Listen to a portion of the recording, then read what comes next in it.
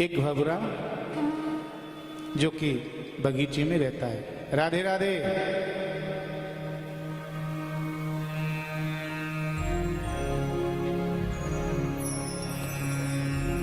एक भवरा बगीचे में रहता है और कलियों का रसपान करता है। एक दिन ये उड़ता हुआ आकाश में उड़ने लगा, उड़ता हुआ दूर पहुंच गया। गर्मियों के दिन थे, घबराने लगा, मूर्छित हो गया और धड़ाम से गोबर पे जाकर के गिरा। गोबर में कौन रहता है? भिड़कीड़ा। आपने देखा होगा जो भिड़कीड़ा होता है गोबर को खाता रहता है। भिड़कीड़ा ने देखा, अरे ये तो भवरा है, बगीचे में रहने वाला, परंतु ये यहां पर, मुझे इसकी सेवा करनी चाहिए।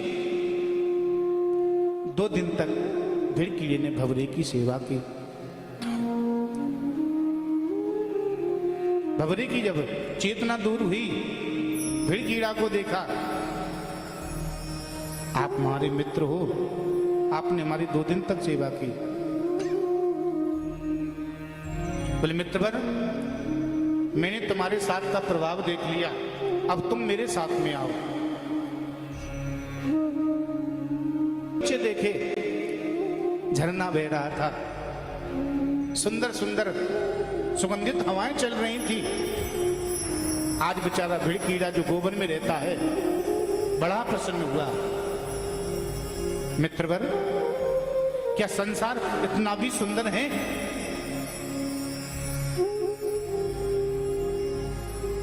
सुंदर एक बगीचे में पहुंचे। दोनों विराजमान हो गए। अनेक प्रकार के पुष्प खिल रहे हैं।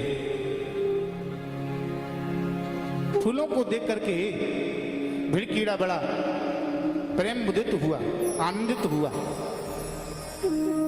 बोले मित्रवर, ऐसा बगीचा मैंने पहले कभी नहीं देखा। राधे राधे। पीछे वाली माता जी, मुझे बोलना नहीं चाहिए, बातें करनी है तो खड़े हो जाइए आप, यहां पर बातें नहीं होंगी, ध्यान रखो। बहुत देर से देख रहा हूं आपको। बोले बांके बिहारी लाल की जय।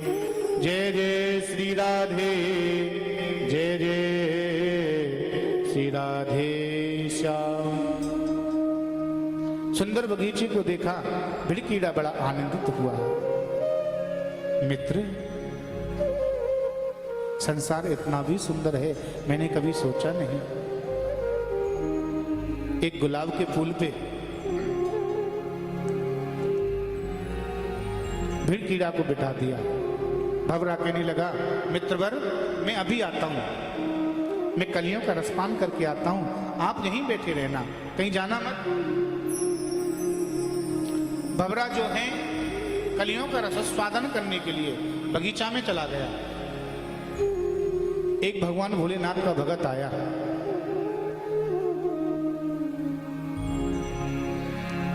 कमंडल में पंचामृत, दूध, दही, शक्कर इत्यादि डले हुए थे। कहां पहुंच गया? उसी बगीचे में पहुंच गया जहां पर वो भिड़कीड़ा फूल पर बैठा हुआ था। और भोलेनाथ भगवान के भगत ने उसी फूल को तोड़ लिया और कमंडल में डाल दिया। भिड़कीड़ा ने पंचामृत का स्वाद चखा, बड़ा आनंदित हुआ। भोलेनाथ भगवान का भगत गया, ठाकुर जी पे पंचामृत चढ़ाया। पंचामृत चढ़ा करके वो फूल भी भोलेनाथ के ऊपर चढ़ा दिया। महाराज, कुछ समय पश्चात भोलेनाथ भगवान का दूसरा भगत आया। एक बाल्टी पानी लेकर के, एक बाल्टी पानी भोलेनाथ के ऊपर डाल दिया। जिस पुल पर भिड़कीड़ा बैठा हुआ था, भोलेनाथ का जो जल था ना, झारी से होकर के गंगा जी में जाया करता।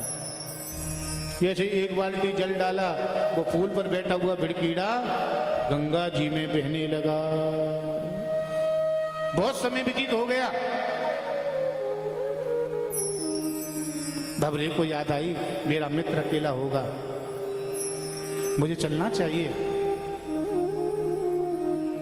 भवरा जो है बगीचे में आया और आकर के देखा जिस फूल पर भिड़कीड़ा बैठा हुआ था वो फूल तो है ही नहीं।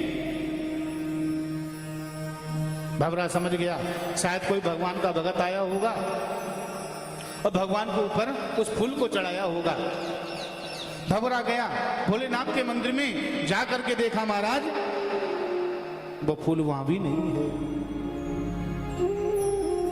भवरे ने दूर से देखा कि वो फूल जो है गंगा जी में बहता हुआ जा रहा था। भवरे ने आवाज लगाई, अरे मित्रवर कहां जा रहे हो?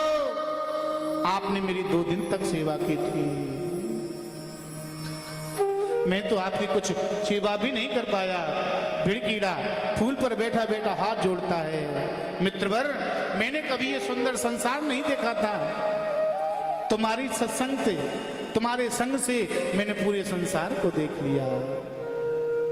मैंने कभी ठाकुर जी के पंचामृत को नहीं चखा था, मैंने ठाकुर जी के पंचामृत को चखा। मैं कभी भगवान के मंदिर नहीं गया, तुम्हारे संग के हिसाब से मैं भगवान के मंदिर पहुंच गया। और यहां तक कि मैं भगवान भोलेनाथ के ऊपर चढ़ा दिया गया। एक भगवान भोलेनाथ का दूसरा भगत आया, एक बाल्टी जल चढ़ा दिया और आज मैं गंगा जी में बहता हुआ जा रहा हूं। किए सत्संग अनेक भल, चढ़ो शिवा के शीस। अब तो मित्र बह जाने दे मुझे गंगधार के